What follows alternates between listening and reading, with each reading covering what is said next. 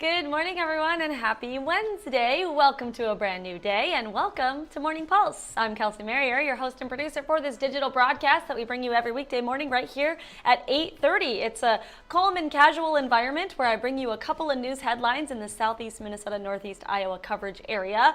Also some news that might pertain to all of Iowa or all of Minnesota. We like to keep this conversational and kind of quick so that you can get your local headlines in and out and then move on with the rest of your day. We know it's a busy time of year, but it's also just busy in general. A lot of people are busy these days, and so we want to make sure we're bringing you the news at where you are in a more efficient way if watching an entire newscast on your TV is just not as accessible for you these days. So with that, we are bringing you three local headlines today. Just a couple of things, one crime story, a grant and funding story, and then something for all the fishing lovers out there for the state of Minnesota. So let's start with our crime story that is out of Olmsted County or Rochester today. We are talking about a former state trooper, who was charged in the death of an Owatonna teen.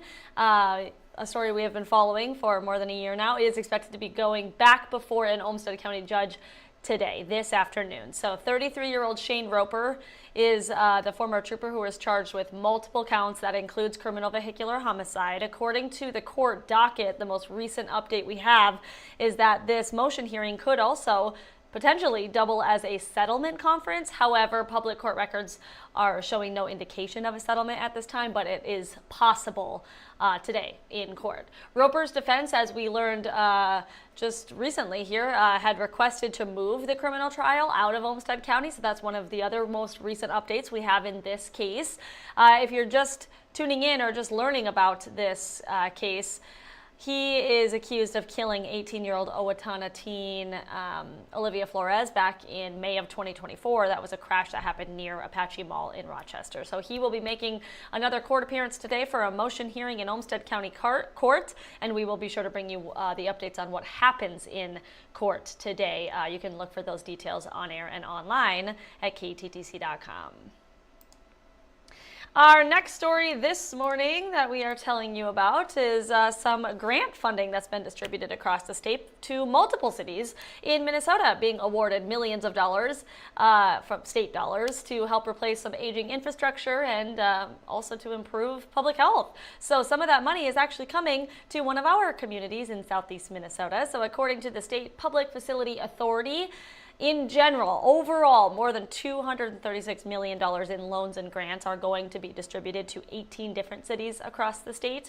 Lewiston is one of ours, or is the city in our area expected to receive some of that money. It's actually going to get a little more than $10 million. That will all help cover the cost of wastewater and sanitary sewer system upgrades, which is good for the city of Lewiston. Also something to note, the agency overall has provided more than $7.1 billion for public infrastructure programs all around the state of Minnesota since the facilities or the agency's creation back in 1987. So good news coming our way this morning for the city of Lewiston. And finally this morning, we are bringing our anglers something to be excited about in Minnesota. We are talking about the governor's fishing opener for 2026. Governor Tim Walz officially sharing where that is going to be happening next year. So the 78th annual event, this is for 2026, is going to be taking place in Stillwater, right on the St. Croix River. And this is the first time Stillwater is going to be hosting the governor's fishing opener. So that is kind of exciting. Governor Walz saying in a statement about this announcement that he says, in part, quote, "This event provides an opportunity to celebrate what makes Minnesota so special and to bring Minnesotans together to experience our exceptional fishing and outdoor recreation opportunities," end quote. If you didn't know, the St. Croix River actually has a lot of different species of fish that you can catch, whether you're doing it for the governor's opener or just any time during fishing season. Those fish include walleye, muskie, lake sturgeon, a couple different kinds of catfish and a couple different kinds of bass. All the different kinds of fish are going to be accessible for you if you'd like to go fishing on the St. Croix River. Again, the fishing opener has been announced for the city of Stillwater, this upcoming fishing opener. And when is that happening? Well, the 2026 opener is set for May 8th and 9th. So mark your calendars if this is something that you might want to take part in this year. Stillwater is not too far away, just along the river, kind of in between, you know, cutting in between Minnesota and Wisconsin. Stillwater is also a very beautiful town in our city. It kind of reminds me a little bit of Red Wing, kind of just a river city. So yeah, that's exciting. Something new that we're learning this morning is something to look forward to for the start of summer next year. Well, that is all the news headlines that I have for you. We try to keep this broadcast for you under 10 minutes if we can. We obviously want to bring you all the news that we can that is important and hopefully valuable for you. The other thing I wanted to mention was our weather forecast for today. Obviously, we have a team of professional meteorologists who study our weather and are obviously bringing you that information basically all the time. We have weather coverage for you in the mornings, in the afternoons, and in the evenings. Meteorologist Ted Schmidt all morning long was telling us about how there is probably going to be some chances for rain for parts of our viewing area today. Parts of North Iowa was seeing rain even early this morning during our morning newscast on KTTC.